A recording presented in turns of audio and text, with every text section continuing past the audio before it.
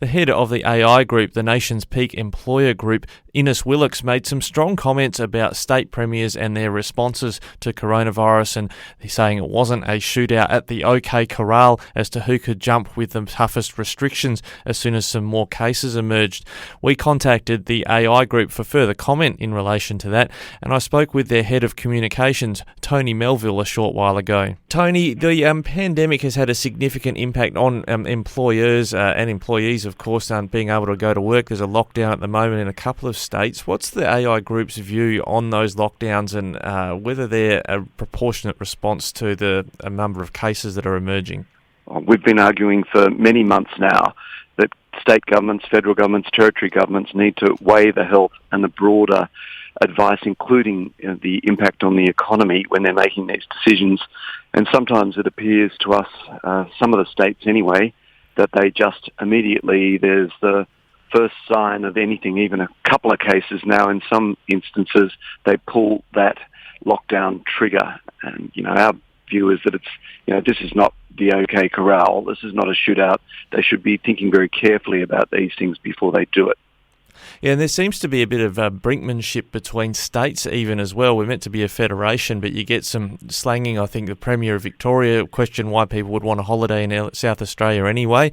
Is that helpful to interstate trade and business itself? I think one of the best things about competitive federalism is when the states compete to do the best and outdo each other. But I think what we're finding now is they're trying to outdo each other to see who can be the toughest on pulling the lockdown trigger and who can do it first. And I don't think that's an outcome that's in the best interests of either community or business, the people who provide the jobs and the services and all the things that keep our economies going. Well, when it comes to the employment context and businesses, you've got lockdowns, the federal government's come along with the, if it's 7 days, over 7 days, there's a lockdown, there's some federal support there. Is there adequate support for businesses affected by lockdowns from both state and federal governments? Well, the federal government did the JobKeeper program when there were those big, long lockdowns, national lockdowns earlier in the year, and that worked then. JobKeeper-style assistance doesn't really work when you're getting small pockets or even state-by-state pockets unless they go for a significant period. And it does, what they're doing does appear to be in line with the degree of the lockdown, if you like. So that support will be very valuable. State governments, of course, and territory governments can supplement that support if they want to, and they've done that sort of thing in Victoria. But really the best way to approach this is to say, look, we're not going to do a lockdown. We're going to get our testing and tracing right.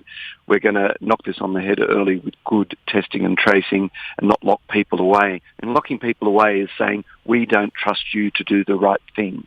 And we think that there should be some confidence that even though people complain about, people aren't wearing as many masks as they were in the past, I think that if you have a higher level than normal of compliance with some of these just standard restrictions and hygiene, then you're going to be able to stop the spread without these locking people away in their homes needlessly.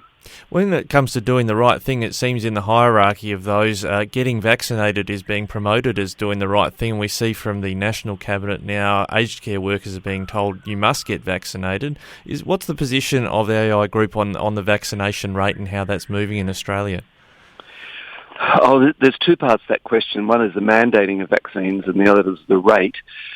I think, whatever you say about the rate, it's still up to individuals to go out and get it done. And if there's a whole section of individuals that don't want to get it done, it's going to be hard to get the rates up to that high 70s and 80s without something else.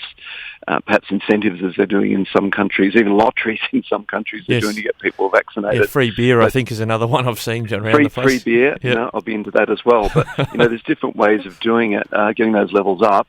And the other side of things is the mandating. And people who say, let's just make everyone get vaccinated, it's a very complicated argument. You can only, in a workplace, force your workers to be vaccinated if there's a health order. And even that, if there are some other issues with workers who can't be vaccinated for various reasons or religious reasons or whatever, then you can't force them to be. But you need that health order in place. And they did that with the flu in aged care homes, and now they're moving on that with the aged care facilities and the COVID vaccine.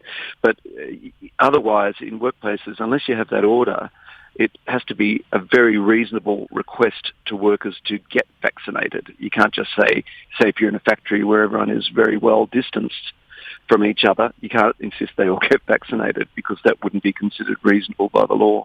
Yeah, so we're on a trajectory where we've had this suggestion that the federal government has said everyone who wants to get vaccinated, they will expect to have done so, or they will expect to have offered that opportunity by the end of the year. I'm talking about the federal budget and the expectations that going into next year things might open up again. But now the Prime Minister's been a bit more cautious, I think, in comments last night, suggesting that we may still, notwithstanding a high vaccination rate, still have more targeted lockdowns going into next year. That is a real concern because it doesn't look like there's any way out of this if that's going to be the long-term attitude of all the governments. I think we've been told early on that our first priority is to protect the frontline workers and the vulnerable Indigenous communities, the aged and other people. And once they're all protected, you would think that we'd be more able to be more quickly moved into a situation where it's just testing and tracing and life as normal rather than lockdowns. And even the health experts are mixed on lockdowns. Some say short lockdowns just don't work. What works is good testing and tracing and tracking.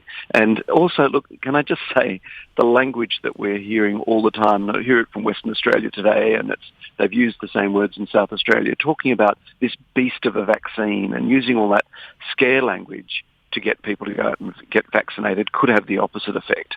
Yeah, and that's a good point I'd like to finish on because Innes Willox's comments for AiGroup yesterday indicated that your organisation has a concern about governments promoting fear and cultivating fear. Well, can you get clarity on exactly what your concerns are in that arena? Well, when you promote fear, what you're saying is the community won't comply otherwise. And in Victoria, we saw people being arrested for buying a pot at Bunnings in the early days of this, and people were being told that you have to lock yourself away or everyone's going to die. Now, the statistics don't back that up. They would be much better off just doing the right thing in terms of testing and tracing, having balanced, proportionate responses so that when you have an outbreak, you try and contain it early by identifying the people and then backing that up with good regulations and requirements, things like drivers and to wear masks at all times and, limousine drivers that have let this stuff spread.